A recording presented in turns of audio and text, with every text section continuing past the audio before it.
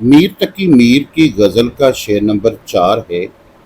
دکھائی دیے یوں کہ بے خود کیا، دکھائی دیے یوں کہ بے خود کیا، ہمیں آپ سے بھی جدا کر چلے، ہمیں آپ سے بھی جدا کر چلے۔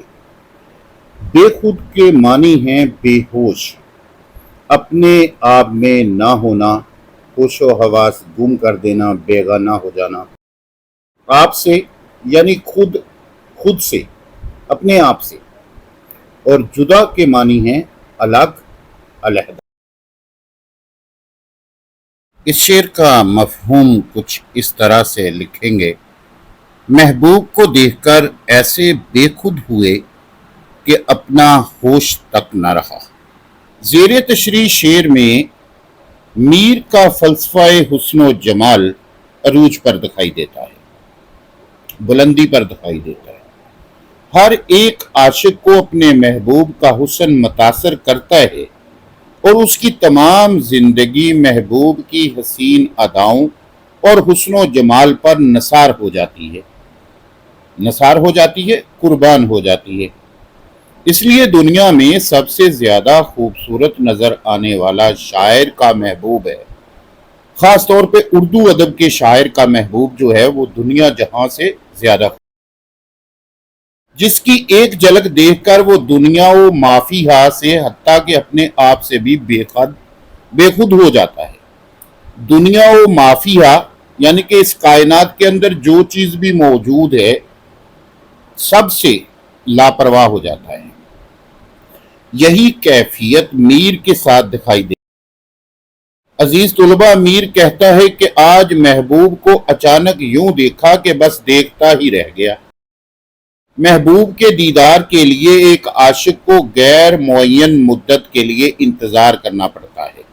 غیر معین مدت یعنی کہ طے کردہ مدت سے، وقت سے زیادہ وقت لگ جاتا ہے کہ اس کی کوئی حد مقرر نہیں ہوتی کہ کب محبوب کا دیدار ہوگا اور اس کا محب کا انتظار ختم ہوگا، کہ محبوب کا چہرہ کب اسے دکھائی دے گا، کوئی وقت کی قید نہیں ہوتی۔ مگر جب وہ انتظار ختم ہوتا ہے اور محبوب کا شربت دیدار نصیب ہوتا ہے، یعنی کہ محبوب کو دیکھنا نصیب ہوتا ہے، تو عاشق کے پاس وہ زبان نہیں رہتی، وہ الفاظ نہیں رہتے کہ وہ اس خوشی کی کیفیت کو بیان کر سکے۔ محبوب کا حسن اس قدر اثر کرتا ہے کہ وہ اپنے محب کی ذات سے جدا کر دیتا ہے، اپنے ہوش و حواس میں وہ نہیں رہتا، بیگانہ ہو جاتا ہے۔ بقول غالب، اس سادگی پہ کون نہ مر جائے اے خدا، اس سادگی پہ کون نہ مر جائے اے خدا، لڑتے ہیں اور ہاتھ میں تلوار بھی نہیں۔ عزیز طلباء، اب اسی شعر کی تشریح عشق حقیقی کے حوالے سے کرتے ہیں کہ ایک ہی شعر کی تشریح عشق مجازی یا عشق حقیقی دونوں پہلوؤں سے کی جا سکتی ہے۔ تو حقیقی معنی میں شعر کا دوسرا مطلب یہ ہو سکتا ہے کہ جب انسان کو اللہ کی معرفت حاصل ہوتی ہے اور وہ عشق حقیقی کی لذت سے آشنا ہوتا ہے تو وہ دنیا و ما فیہا سے بے خبر ہو جاتا ہے، دنیا لذتوں سے بے نیاز ہو جاتا ہے۔ بے نیاز کے معنی ہے بے پرواہ، اور ہمہ وقت یعنی کہ ہر وقت، ہر دم کے ساتھ، وہ جو سلطان باہو نے کہا ہے جو دم غافل سو دم کافر، وہ والی بات ہے۔ ہمہ وقت یاد الہی میں محو رہتا ہے، مصروف رہتا ہے، یاد الہی اللہ کو یاد کرتا رہتا ہے۔ گویا وہ فنا فی اللہ کی منزل تک پہنچ جاتا ہے کہ ہر وقت وہ صرف اللہ اللہ، فنا فی اللہ کی منزل تک پہنچ جانا۔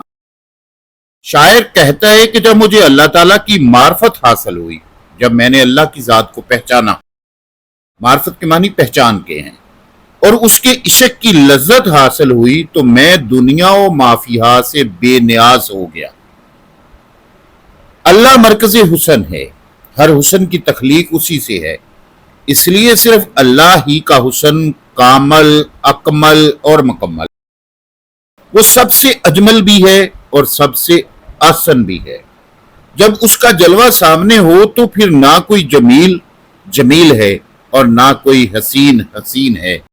ہر حسن اور ہر جمال اس کے سامنے ماند، اور ہر ذات اس کے مقابل باطل ہے، ماند ہے، کمتر ہے، اور مقابل باطل ہے، جھوٹی ہے، مقابلے میں کوئی ذات سچی نہیں ہے، اور اللہ سے زیادہ خوبصورت کوئی نہیں۔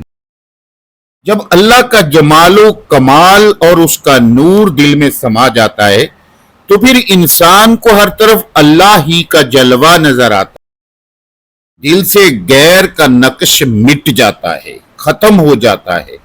اللہ آسمانوں اور زمین کا نور ہے۔ جب وہ دل میں جلاوا گر ہوتا ہے تو دل آئینہ خانہ بن جاتا ہے، چاروں طرف اسی کے نظارے اور جلوے نظر آتے ہیں۔ اس کے نور اور جلووں کے سامنے کوئی چیز نہیں ٹھہر سکتی، یہاں تک انسان خود سے بھی بے خود ہو جاتا ہے۔ بقول شاعر جامین گوری، مجھے جب سے تیری خبر ہوئی، مجھے جب سے تیری خبر ہوئی، نہیں اپنی کچھ بھی خبر رہی، نہیں اپنی کچھ بھی خبر رہی، تو ہے ایسا مجھ میں بسا ہوا، تو ہے ایسا مجھ میں بسا ہوا کہ تجھی کو پاؤں میں جا بجا، کہ تجھی کو پاؤں میں جا بجا، جا بجائے ہر جگہ، ہر مقام پہ، اندھیرے میں، روشنی میں، پہاڑ میں، میدان میں، گھر میں، ہر جگہ اللہ ہی اللہ نظر آتا۔ عزیز طلباء، موسیٰ علیہ السلام نے جب طور پہاڑ پر اللہ کے نور کی تجلی دیکھی، صرف ایک تجلی دیکھی، تو اس کی تاب نہ لا سکے اور بے ہوش ہو کر گر پڑے۔